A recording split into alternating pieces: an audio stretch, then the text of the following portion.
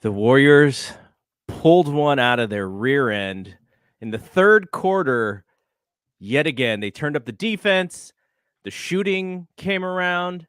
Now, no, not your opinion. I just want you to be honest. At the end of the second quarter, would you say you were thinking more that it was going to be like Game 5 in Memphis, or did you think that it was going to be more like Game 3 in Memphis, where they sort of played the same way, and then late in the second half they came back and won? Ooh, I didn't think it was going to be a stinker like Game 5 in Memphis. I thought that they were going to battle back, and I thought that third quarter was going to be huge. I know I said that. I texted in our chat that they went 0 for 3 on what I thought were must-score possessions. Because they had And some defensive momentum. And I didn't think that Dallas could be contained for that long, and they were. So I didn't think it was going to be a stinker. Did I think this was going to happen, though? Did I think that it looked like a dominant fourth quarter, which I'm sure we'll get into, where it was honestly, it felt like they were up by 20, but it was just trading baskets, essentially. Yeah. But I didn't expect that. But I didn't expect it to be Game 5. Or was it Game 5? Game 5. It was Game 5, right? Yeah, Game 5. I agree with you. In my head, I was like, okay, they're doing this thing again where they're not starting great and they're kind of taking the game for granted a little bit, knowing that they have another gear. And I was a little frustrated with that because that was the story of that Memphis series. And Dallas doesn't do that to you in the same way. A lot of this was on the Warriors' fault, their own fault. But I did not think that Dallas had any killers outside of Luka who would kind of make sure that Dallas won this game. And, Luka did everything humanly possible.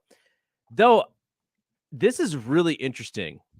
Now, if you were to guess, how many minutes do you think Reggie Bullock played tonight? Second highest on the Mavericks. He played 44 minutes. Dorian Finney-Smith played 42 minutes. Luka played 38. Brunson played 36.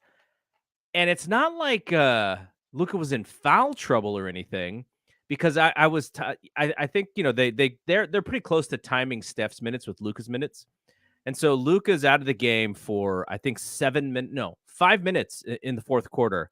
The Dallas lead goes from 1 to the Warriors winning by 5, so there's like a 6-point switch. And so once Luka gets up, I'm like, oh, Steph's coming back in. No, Kerr waits another 2 minutes before Steph comes in the game because the Warriors are playing so well. And I just thought, wow, like that was nuts. Like, Kidd cannot afford to do that because he doesn't have the bench that where he can rely. Kidd cannot bring a Otto Porter Jr. off of the bench to do all of the dirty work, go 4 for 4, 7 boards, and be a plus 11. He doesn't have the lightning bolt of Jordan Poole, who had the highest plus minus on the Warriors, by the way, plus 26 in 28 minutes. He's bringing off the bench none other. Well, obviously Spencer Dinwiddie is their best fire starter off the bench, but he's played 2 bad games for them. But Davis Bertans, who was like the most hated guy in the arena tonight for some reason, I think because he just smiled. Josh Green, that was like the Warriors were like, oh, thank you, you're playing Josh Green. Nothing against Josh Green. Like, I think, Josh Green's going to be probably a pretty decent player, but not in this series. And, Nicotina, Kleber was a nothing again, minus 20. So he had to play his 2 valuable wings knowing what was coming. I found that so weird. Not even weird, but it was just, Kidd was kind of playing this game like a must win, and they still lost. And I kind of wonder what he's going to go back with in game 3, because we talked about this on the last podcast. He's all about adjustments. He's all about making, okay, what we're going to learn from this game. And I think he was pretty desperate late there by playing his guys all those minutes. We're only coming back on Sunday, so it's only 1 day off and then game again. But really? Yeah. So it's Sunday, Tuesday, Thursday. Wow. Those are the next 3 games. I didn't realize that when it gets to the conference finals, you don't get that extra day of rest on a travel day. Yeah, because they need all the TV. Because, Yeah, exactly. That makes sense. but yeah, Um, I don't know. I don't know what even to think about that. I just thought that stat line was really interesting. it seems like their Mavericks offense in the third quarter has got to be like a key thing for them, I guess. I mean, a really good first half offensively, and then it just went to zero in that third quarter. Like I can imagine that. They said it on the broadcast, which is something I agree with. Like when you go to Dallas, when you're going home, you're gonna have the fans on your side. Like I'd assume maybe that third quarter doesn't happen. It's just having the fans that you saw with the Warriors tonight. It almost felt like the fans were, it was super, super helpful. They were totally in the game, and guys like Jordan Poole and guys like Draymond, guys who are more theatric in that sense, were eating it all up, and they were just like, it was like, I don't know, giving them an extra bit of gas. Yeah, the home crowd. Maybe not Draymond. In the Bay Area, a lot of Warriors fans negative on that home crowd, and they were in it tonight. They They were. did not get nervous when the Warriors got behind. Sort of like we didn't get nervous. We kind of knew this. This isn't Memphis going for our necks in Mhm. Game 5. And I thought the crowd was really good, and they stayed pumped. You saw a little Wheezy in the crowd there. Yeah, he's a known Luka hater. Is he Like, really? yeah. Why? I don't know if he's a Suns fan. If he said that Luka is and then bad word. He tweeted that Oh out. And then I man. think the Suns went on to lose 2 straight. Wow. But here's what I'll say. I feel like the reason that I didn't think that this was going to be a blowout was because I missed a little bit of the first. I'm just gonna say it right now. I missed a little bit of the first quarter. I got home. The Warriors were down like 13. I was in San Francisco. You know the deal. And then I came home, turned on the TV, and like the first play I see, it started the 13-0 run was the first thing I saw, and it was Steph being aggressive. Yeah. Off of I think it was just off of pick and roll. He just sidesteps a little and then hits a three. And I looked at my mom who doesn't know much about basketball. And I was like, that is what he needs to do. That is what I feel like has been missing since December. And that is what is going to push us into like a confident finals. And that's why I didn't think they were out of it, because Steph looked to be offensively aggressive tonight. And it was like, I feel like in some of these series, it's been, oh wait, Steph had 30. It didn't really feel like it. Like you felt it tonight. This was a Steph game, even though Looney took the shine. We're gonna talk a lot about how Steph ended this game in my third topic here. But so before we start the topics, I just want to bring up one thing.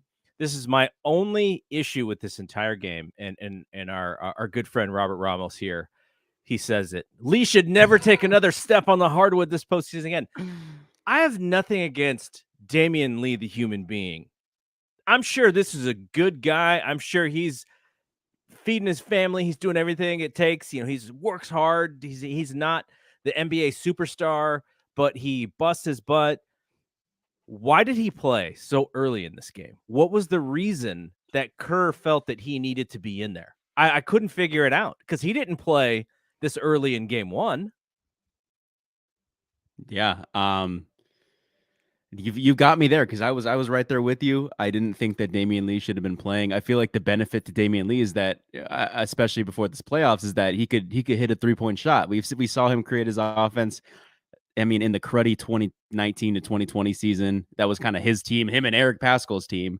But you haven't really seen he has that little like drive to like the middle of like the free throw line and pulls up for a jumper. But for me, it was just like him being able to shoot, I guess, was the appeal to having him on the court. He's not a bad defender. He's a little chippy, which I think maybe is another thing. But as you could see, I'm here searching for reasons as to why he should have played. There's really none. He shouldn't have played. The only thing I could think of is maybe wanted to get a guy a couple minutes of rest in that spot. I can't even remember the rotation reason why he played. Is it possible that Draymond went to the bench a little earlier than Foul normal? trouble. Steph had picked up 3. But Steph had his normal rotation from what I remember. Like he Yeah. did his normal minutes. It maybe may foul have been trouble. Draymond. I don't know. But he's in the game. We're saying he needs to get off the court. Misses a 3, comes back the other way, gets caught up with Bertans, and they get double techs. He bowls over somebody, but he actually gets pushed. Was it Luka or was it Brunson? He like just bowls into Brunson, offensive foul, and then he came out, and it was just like, okay, like, because he did so much damage in his 4 minutes 52 seconds minus 12. Yeah. Thank you, And it was Damian Lee. literally all his fault. It All of was. that minus, like you could say, oh, Jordan Poole got beat on the possession. It was literally every single time they scored or every single time they had the ball, it was Damian Lee's fault why there wasn't a basket or why they scored. That's crazy to me. That's absolutely wild. I tweeted out after the first mistake, I was like, there's no way you can tell me that Moody would be worse in this rotation. I tweeted that out, and then he goes on a just 10 more minuses. Well, we'll talk about Moody. We're saving Moody for last. We're saving him for last. All right. So first point here is wide open looks for the Mavs in the first half. Like, I don't know if the Warriors are confused on defense. They were doing something different in game 2 where they were showing when the Mavs would bring the pick and roll, the Warriors would jump out ahead of the pick and roll, flash or show, and then get back to their guy. But it didn't seem like they did it as like as much, or maybe just the Mavs just ran more pick and rolls. Yeah, well, yeah. Can I jump in there? Because I think you had mentioned, which I thought was a great point after game 1, is that they need to run Steph in that pick and roll more. They need to get him tired, almost like you need to get Luka tired. I think that's what they did. I think Steph did that. I mentioned it in the first game that Steph was doing a lot of that show, and in game 2, I think they just answered your question and they went at Steph a lot more often. Yeah. And what I thought was effective, at least for the beginning, was that when Steph would quickly show, he'd have to run back right to Bullock. But Luka would try to hit Bullock right away, and the idea is shoot right away because Steph's maybe like 0.5 seconds behind. Yep. But the thing is that Steph makes it a little like it's almost like a half and half full where Steph might be a 0.5 seconds behind Bullock, or half he might like bother Luka just enough to get back in time. What I did notice though is on that show, I don't know if it's on purpose or if Luka creates the contact, but it seems like Steph kind of like slightly checks him a little bit every single time he does the show. I thought that was interesting. Yeah, so that I feel like the Warriors were caught in some situations where they were scrambling a little bit because if Steph's late to his guy, then the other guy steps up a little bit, and they were kind of in between a lot. And then it was like, who do I got? Who do you got? We're gonna stand still, and then they're just gonna shoot open shots, and that was a lot of the first half. The Mavs looked fantastic offensively in the first half. I don't have the first half numbers here. I wish it was easier to find like first half stuff, but they were bombing threes still. I mean, they were, even with that terrible second half of shooting threes, they were still 21 of 45 for 46.7%. The Warriors just shot the lights out in the second half. They were 14 of 28 from 3, 50%. So great shooting nights by both teams. Warriors shot 56% for this game, including, I think I heard this right, 15 of 19 in the fourth quarter. That's ridiculous. So they shut it down in the second half, though. Just like third quarter in game 1, this was an even better third quarter in game 2. So the Mavs, the Warriors kind of sneak in late to close it a little bit. They got I think they were down 11, and then Luka hit like a 30-footer to get it back up to a 14. And so at the half, it's gosh, what is it? 73 to 58, something like that. And by the end of that quarter, it is 85-83. So, the Mavs scored 70 some odd points in the first half, and they barely score 10 points or whatever it was in the third quarter. So that's all the Warriors defense. That was them getting out on the shooters. That was them closing harder. Do you think it was an effort thing? Do you think it was a confusion thing? Do you think it was a old team thing? Because that's what I was kind of thinking. I was like, this might be like an old team thing. Like they're just, that it takes them a little while, and they can't be consistent. And I don't know. I was just, oh, by the way, 15 of 27 for, I found the first half stats. Wow, that was nice. But why did you think the reason why the first two quarters were so vastly different from quarter three? I am right there with you. I think maybe just shots weren't falling, but it's not like they weren't getting similar looks.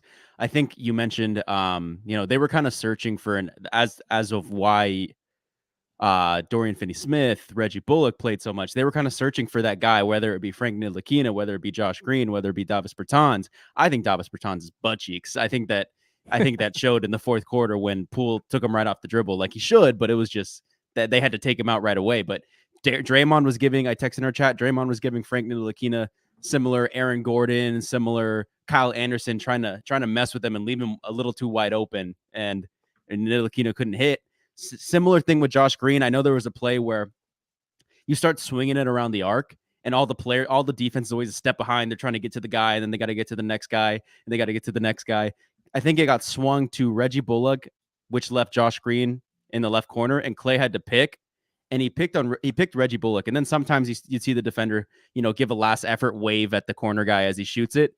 He picked Reggie Bullock and just didn't even bother to even semi contest Josh Green, and Josh Green just took it and clanked it. And it was just those guys, like you can't depend on those guys in some of these situations. That's why they're role players. That's why they're paid $2 million a year. They're just not supporting. They're not going to actually.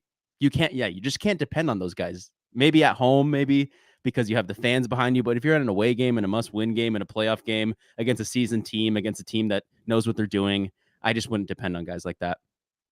Yeah, so the Mavs scored 12 whole points in that third quarter, and then the fourth quarter they did. Luka started shooting the lights out, and they scored 32. But do you know how many points the Warriors scored in the fourth? If I had to guess, what was the final score? Final score was that'll ruin it. I'll just be able to do the quick math. Yeah, so 43 points in the fourth quarter. 15 of 19 shooting, 5 of 7 from 3, 8 of 9 from free throws. Only Otto missed a free throw in the fourth quarter. Jordan Poole 7 of 7 in the fourth quarter from the free throw line. Steph 1 of 1, and so terrific game. I really did think that they were going to win this game too. I did not think it was going to be in this fashion, but this has kind of been the theme for the Mavs, and it's been the theme for the Warriors. They're undefeated at home in these playoffs so far. Going back to Dallas, though, or going to Dallas, I think the Mavs has only lost one game at home in this playoffs, and I think it was in the Utah series because they had home court against Utah, right? Yes, they were the 4 seed. So they split the first 2 games in Dallas. That was no Luka. Right. So, just craziness. I wish I prefer them to play more consistent in the first half, and they don't have to play bonkers in the second, and let's even it out a little bit. But that's how it's really been these playoffs, is they kind of throw away a lot of these early possessions, and Draymond had 3 turnovers right away. I don't want to hear anything about people don't know about basketball with him throwing the ball away like that. I hope he mentions it on his podcast tonight, because man, he was the worst player on the floor today for the Warriors.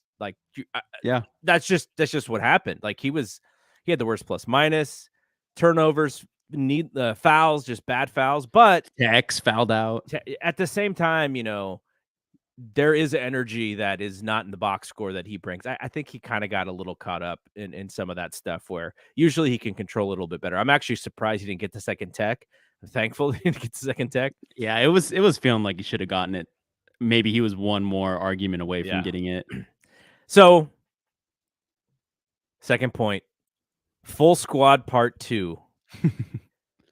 Wiggins, Poole, Looney, Porter Jr., Moody all played so well tonight.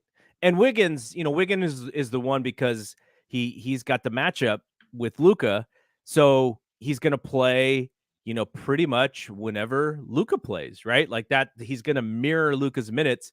Luka played 38 minutes, 11 seconds. Wiggins, 38 minutes, 1 second. He didn't shoot it as well. And interestingly enough, where he doesn't shoot it as well is on the twos. He actually shot the threes very well. He missed a lot of twos, missed some layups, obviously missed the free throws, but 16 points, some big points when they needed them. Just, Luka had 40, but Luka had to work for the 40. He got some open threes late in the fourth as they kind of went to that zone again. Luka was 5 of 10 from 3. Luka went to the line 15 times. Jesus. Looney again. Is this a playoff high? 21 points? Career high. Career high? 21 points?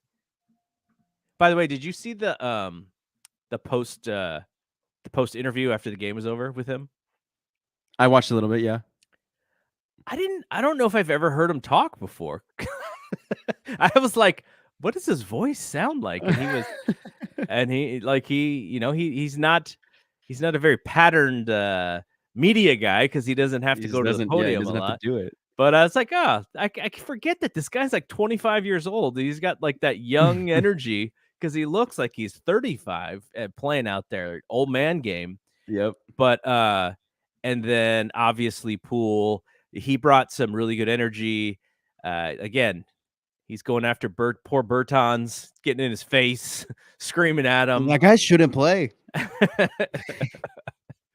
But he brought there was I thought there was going to be some stuff with him and Bullock because Bullock was defending him full court, trying to make sure he didn't get the ball, and he's kind of pushing him around, and Poole's trying to flop, trying to get the foul. I know what you're talking about, yeah.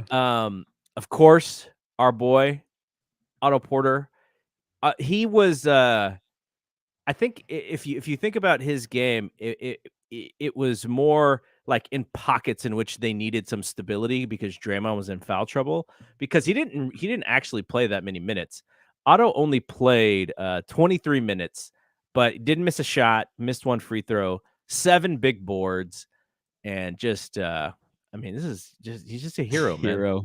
I think the one big box score stat that's missing should also be one fake dribble handoff similar to the Draymond JTA that converted into an and one. He missed the free throw, but it was so pretty. It wasn't as clean, like on the hip like Draymond, but it still worked. It still really worked. Mm-hmm.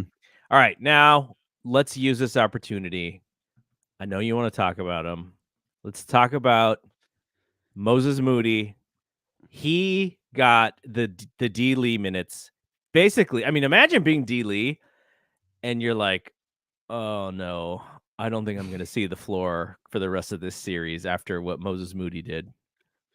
Yeah, I hope he's still supportive. I remember when Moses Moody, like the rookies were starting to gravitate towards specific veterans, and I think Kuminga was like Wiggins or Iguodala or something like that. And then for Moody, it was D Lee, and everyone's like, "Oh man, like really? Like it couldn't be like Steph or Poole or Clay." But no, D Lee. The thing about D Lee though is that a lot of people were probably like, "What the hell? He didn't like do anything great." But that's the point. Like he did it. He wasn't a minus. He wasn't a minus in those D Lee minutes. If anything, he made like 1 assist, but he was just doing all the right things, on defense with the switches. And I think that he got a play where it looked like the play was dying and he was the last option. Instead of shooting 3, he drove in. And I genuinely believe that there were Dallas defenders that were like, can he dunk? Like, I don't really know. Like, I don't know the tape on this kid. And he goes up and just hands it right off to our career high Looney. And it was just like all the right things. I don't even think he shot. I don't think he shot at all. He had one layup. Yeah. Okay, I remember that one. But he didn't shoot a 3. And that's like what he's supposed to, like it was just, I've been saying like what he has marketed as, what I have seen from him, I don't know how they couldn't use a player like that. And it seemed like he has found himself a stable spot in the rotation. I could even see him playing still when GP and Iguodala come back. I don't know how, but it feels like he could be like some targeted, like, okay, we need something. He's not going to obviously offensively create, but he just does all the right things. So did you see Steve Kerr's quote? Oh, please tell me it's good. We've had Moses in mind for this series. So it sounds like they were trying to find an opportunity to get him out there. And D Lee was going to get the vet opportunity. And Maybe he knew too. Maybe that's why he was so kind of out of it. Like just didn't really add any value. But okay, so there's a flip side to this though, because it is no longer just the Moody watch, right? I'm sorry, the Kuminga watch. It is now the Kamudi watch for both of them because we're trying to get both of these guys into these games. So Moody gets in, but what does that mean for Kuminga? Well, what it means is all we got to see was T-shirt Kuminga tonight on the bench. Yeah. And he didn't get any run. I still would have loved to see him get an opportunity. I think there's so many moments against this Dallas team where he just fits because it's all athleticism and length and speed and cutting. And you saw, especially when the Warriors are cutting like this, that's all Kuminga does is really just cut to the basket because he's looking for dunks. Like I thought it'd been a good opportunity, but Kerr's got the rotation set the way he's got it going, and we'll see. Well, I guess okay, Moody will play, but maybe not Kuminga. I think if Kerr had Moody in mind for the series, I've got to think Kuminga, they thought about it. With Kuminga, like, I still think there's a chance because Wiggins just looks like some unfazed, like, super in shape. He doesn't look like he's getting that tired, but regardless of what you say, it is harder to play defense for 40 straight minutes than it is to play offense. He's having to guard the best player. It's a physical matchup too. Like I'm sure I wouldn't be surprised if like we're in game 4 or 5 and Wiggins just like needs a breather. And I could see Kuminga, maybe showing, depending on Iguodala's status. If Iguodala comes back, then maybe no Kuminga, but I think there's a chance. All right. So my third point here, Steph closes it out like he's Mariano Rivera. I think I tweeted I texted you and Ben right when Steph came back in, and it was he actually had more chance to sit because and even longer because there was the whole thing with D. Lee and Bertans and all that stuff had happened. And actually, no, that was in the second quarter. But there was something else that had happened where he got to sit a little bit longer. Like I forget, it was like a long commercial or something. And I was like, oh, he gets a little bit more rest. And then there was like another minute where Kerr just let him sit. And I told you guys, I go, okay, the Warriors have the lead with him on the bench. Now he's got to come in and close. And that is exactly what he did. He's just taking these guys off the dribble, weaving, getting layup after layup after layup. Dallas is trying to make a comeback. Luka's bombing threes, but they can't get any stops. And it's because Steph is just going to the hole. And then Steph goes to the hole. Then people are just paying attention to him. And then all of a sudden someone is open. Clay, they go out and try and kind of, I guess, get a hand up on Clay. And he's pump faking, then going to the rim and dunking. He had 2 dunks tonight. When's the last time he had 2 dunks in a game? So Pre-injury. Everything just if Curry is going well and his shot is going well, I think when he knows he's shooting well, every other part of his game just is a little bit more effortless because when he's not shooting well and he knows the way he's going to get points is having to go to the rim, it's a little bit more of a struggle. But knowing that in his back pocket, his 3 ball is money, it's almost like he's playing a little bit more carefree. And I thought, man, he hits that 3 in the corner there, does the nighttime, go to sleep, and that was ball game. I was very happy with the way that he came in and just like that's the way that you got to do business, right? Like That's the way you shut it down. You don't let these guys come back. You don't let them get any momentum going into game 3. They couldn't even get any closer than what it was because, and if they would have, maybe they're like, oh, we only lost by 2, that this gives us, some thought that, we're really close. No, they're like, no, we're extending this thing. It's a 9-point win. You're not getting any closer. And I think that stuff matters because if you're Dallas, you got beat in game 1 and in game 2, you're like, we kind of hit them with a pretty damn good shot and we couldn't hold him back. So again, Jason Kidd's going to do some stuff. He's going to figure some things out, and they got to win both games in Dallas, or you give the Warriors a chance to clinch in game 5 at home. Come on. They're gonna go for the Yep. jugular. Yep. I think if the Warriors get one game in Dallas, it's going to be in 5. Like I think with the Steph closing, not only have we said that the Dallas Mavericks do not have much solid rim protection as compared to what the Warriors have seen in the Memphis series, but I think pair that with okay, let's look at the box score. Why does Reggie Bullock have 40 minutes right now? Like Yeah. I'm sure Steph and Poole especially got a sense of like these guys are tired. There's no Yeah. way they can keep up with us right Absolutely. now. So that was Absolutely. big time. They had Dwight Powell starts. He starts at both halves and plays like 3.5 minutes to 4 minutes, and he comes out. Kleba played 33 minutes, Dinwiddie 22. And then the bench guys, Bertans 7, Josh Green 5, Nicotina 3.5. No Sterling Brown, no Trey Burke, no Marquise Chris, and DNP coach's decision for the entire playoffs. Boban obviously did not play. And so yeah, it's just I think it showed. I don't know. I wonder if I'm very interested in reading the Mavs writers because I want to see what they think did wrong. Because I was trying to figure it out. It's like, did Luka stay out too long? Could they have brought him back a little earlier? I don't think that was the big thing. But yeah, I think that the thing that I would look into is why did he play those wings so long? Because it's not like Steph and Clay and Poole all played 44 minutes, right? If they did, then you're like, okay, we got to match those guys. But they didn't. The highest guy on the Warriors minutes wise was Wiggins, and he played the same minutes as Luka. Yeah, I'm with you. I wonder if the Athletic has a Mavericks podcast that I could tune into. So I Are know you? that their beat writer is Tim Cato or I Mhm. think it's Tim Cato. So I read his stuff because I like to read about the teams as just in case we play them, and that I'm very interested in reading what Yeah. he's going to complain about or what the fans are going to complain about after this game. Bill Simmons should bring on Jonathan Sharks because I think he's a Mavs fan. He's from Is he a Texas, Mavs or he fan? lives in Texas. Yeah. Um, are you a little worried? Like this is jumping ahead. This is getting ahead of ourselves. But I've been doing it every single series, You and the did Warriors it keep winning. last. I thought you were going to jinx us in the I last. did it on the Nuggets and the Memphis series, so I'm just gonna keep doing it.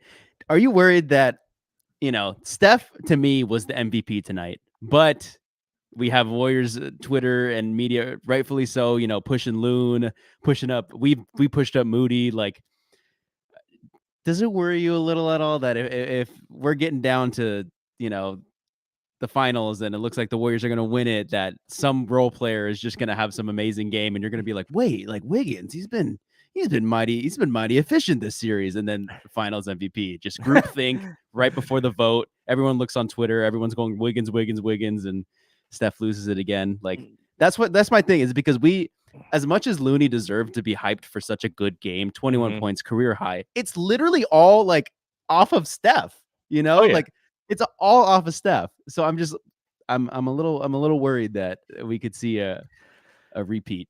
Okay. So we didn't even win this series yet. B, if we play Boston, they're going to be favored to beat us. Probably, at least I know the sharp betters will favor Boston to beat us. So I'm not even worried about that. But here's what I will say: Steph knows, right? He is very aware that the missing piece of the hardware is a Finals MVP, right? That's the missing piece of the hardware. So he knows that is part of it, and that's going to be a thing for him. It's probably it's a little bit of like a selfish thing, but it's part of his drive to get back there. He sacrifices for KD, and KD was awesome. I know some Warriors fans aren't big fans of KD right now, but I love watching that dude play. I will never ever forget those 3 seasons that he was with us. But Steph did sacrifice that, and it became a little bit more of KD's team, especially down the stretch when they needed a bucket. He was more of the guy who's like kind of drawing some possible defense over to give KD a little bit more open opportunities. But If the Warriors win the finals, Steph Curry knows he has a missing hardware in his trophy case that is the finals MVP. He knows All that. I'm saying is it feels like if this series was over right now, I could totally see like Wiggins being the consensus Western Conference Finals MVP. It's just because he picked up Luka full court for 48 minutes every night, and Luka still had 40. No, Steph had 32, and then what did he have in game 1? I don't know, 21. I think it's 21. Yeah. So, no, All I'm saying, Warriors fans I still think should it's Steph. hope. Warriors fans should hope I jump ahead a little too soon. I don't believe in the jinxing as much. Maybe I believe in like, okay, I'm gonna wear the same jersey two times in a row or not wash it. I haven't. I've worn something different every single game and we've won. I've moved spots from the couch. I haven't sat in the same place for every single game and we've won. I don't believe in it, man. I believe in my guys. I believe in my team. So, every time I've went ahead and done a possible jinx, they have won every single time. So All right. So, looking ahead to Saturday, I told you that I thought the Heat had to take the first 2 games.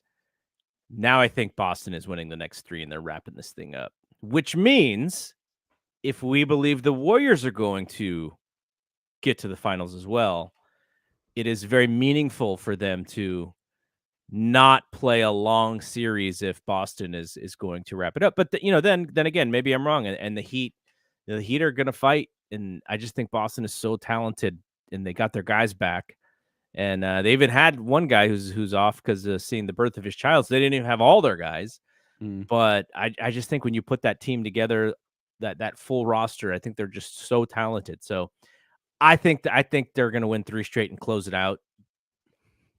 I don't think so. You think Miami's going to win? Maybe a game 5 at home or a game 3 I or could 4 at home. still see this going to 7. You've quickly wrote it off as it's only 1-1. But I get the reasoning. Celtics got one in Miami. It seems hard that the Celtics are going to lose at home. But I've just seen that team get pretty inconsistent. Against the Bulls, I feel like Marcus Smart didn't really have a good Bucks. Marcus Smart didn't really have a good Bucks series. Al Horford stepped up, but he's an old man. He's I don't really depend on that if I'm the Celtics. Yeah, I like Rob Williams. I think you're on a good. I could see it 6. I said both of these series to 7, and now both of them don't look like they're going to 7. So I just think it's one of those things where the vet team, needs to take advantage of the opportunities, and I feel like Boston is a team that can get on quite a roll. They just beat the defending champs. They have a lot of swagger right now. They could always say, "Oh yeah, we lost game 1, but we were missing all these players," and now we're and they confident. whooped them. Yeah. So and then they're going back to Boston. I'm sure that's going to be pretty comfortable for them. But again, they are a young team, so Miami locks down on defense. That could be some of it. I don't know. I don't know why I feel so confident in Boston wrapping this thing up. Okay, so Sunday, Warriors, Mavs, Dallas, 6 p.m. Why does it start so late, man? Both of these games, one starts at 5:30 on Saturday, and Warriors starts at 6 on Sunday. That's crazy because that's 8 for Texas. Mm-hmm. That is 8 p.m. start time for the fellas at Texas. They want it as close to prime time for the East Coast as possible, I guess. I'm sure that's the reasoning. For West Coast, you mean? No, for the East Coast. They want this. They want the game to start in primetime television for ratings reasons. What's prime time for East Coast? It's the same, 7 to 10 or whatever, but they're 3 hours ahead of us. So yeah. So it starts at 9 for them, and it's already in prime time. So game 3 in Dallas is a must win for Dallas, but they've played that must win game and done very well with it, especially in the last series. The Warriors have had some flat games on the road. I'm sort of sniffing this. If they're going to have one, it's probably this one because there's going to be a lot of momentum for the Mavericks in this game. But man, can you imagine the Warriors win game 3? It's over. It's like you really no team has ever blown a 3-0 lead. The Mavericks are, have been great at home this playoff series, and if the Warriors could take one in Dallas, it ruins all of my takes on how Dallas was the better matchup. I Well, I mean, they could be doing the same thing to Phoenix though, because I don't now know. we know Chris Paul's not Yeah, doing true. great. They got beat in spots that I didn't think they were going to get beat in. There's an Ayton issue. Supposedly, he likes playing too much video games. Is that what Simmons and Haralabob said? Oh wow, That's a rep for him. Like he he's the video game they guy. want him to be a killer, but he plays too much video games. Mm. That makes me like him. Okay, so Sunday, I don't think we are going to do a podcast because you're moving this weekend. You'll have to be figuring out your situation on Sunday night. Where are you even going to watch the game? You're not going to have cable by then, are you? Oh, man, You just have to watch it on your phone. maybe go out to eat or something. But yeah, if I'm recording on Sunday, it is with a hotspot. I will not have internet until Monday.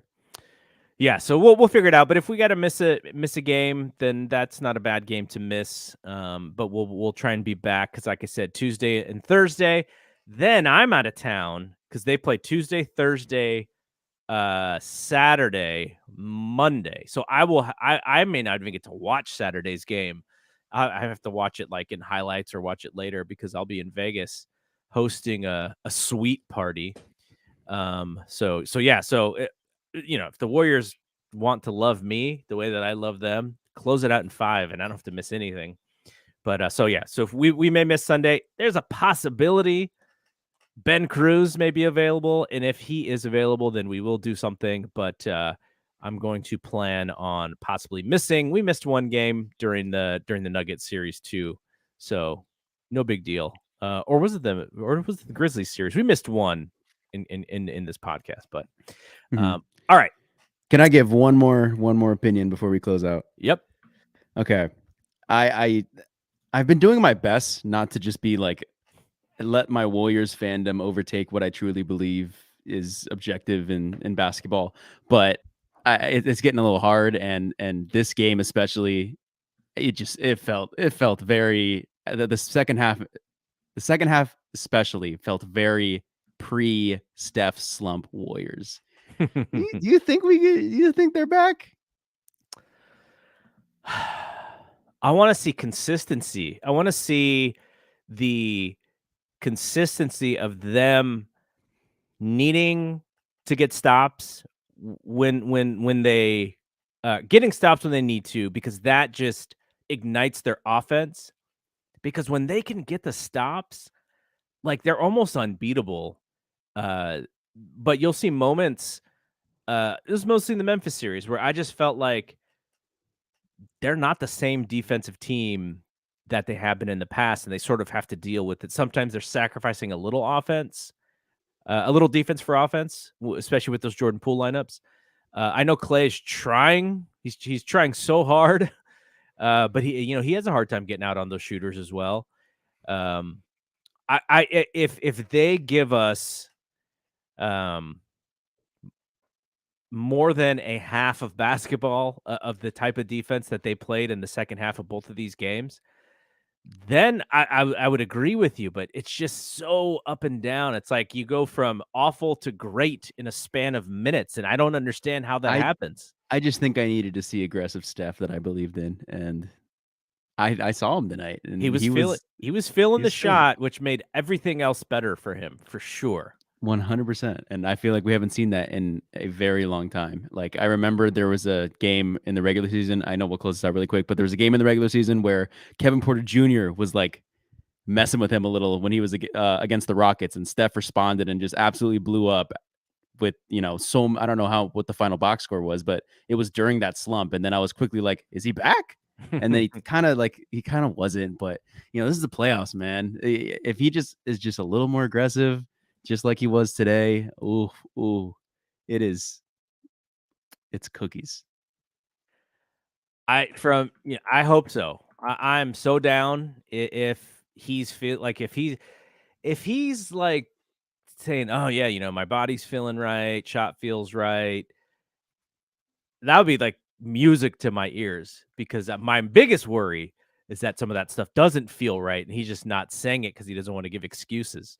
But I thought, I thought he also has looked really good defensively in all three of these series. He's really holding, uh, he's holding himself accountable in ways that maybe some of these other guys aren't, because of one reason or another, Draymond included. But he is really the cog, like you said. Like, I mean, and I say full squad part two, because in order for them to really play well, they need everybody to play well, and then Steph can shine in the way that we know that he can. But he's still the cog. He's still the key to the entire thing. Even more defensively this year, I think, than ever in his career too. Yep, I think he's always been really smart defensively. I just don't think he's had the body and the athleticism to, complete some of those defensive, I don't know, plays that You know what a he lot of also other guys can. you know what he also didn't do today? Throw a left-handed pass that got intercepted. He didn't do that. The Warriors will never run away from their turnover problem, though. It's because then Draymond just came out in the beginning and, hello, 3 turnovers. I It's know. never going away. All right. Actually, what were those turnover numbers today? If it was only 3, then I stand corrected, but doubt it. Dallas had 12 turnovers all game long, and the Warriors only had 13, so it was much better, but almost exclusively in the second half, I'm sure, because in the first half, I still remember them turning the ball over quite a bit. Second half turnovers, Dallas had 5, Warriors had 3. So yeah, they were 10 turnovers in the first half, 3 turnovers in the second half. Okay, I think we should probably close it out here soon because apparently this Giants game is getting really spicy. Okay, we got to go Yeah, back. there's We something gotta turn going. it on. There's something All going right. on right now. All right, so we'll be back. Probably not Sunday, but most definitely Tuesday. Just keep your eyes out on our Twitter and Facebook. We'll try to do a show for Cam, but if not, no biggie. We'll just miss one. For Brian, I am Double G. We'll see you when we see you. Peace out.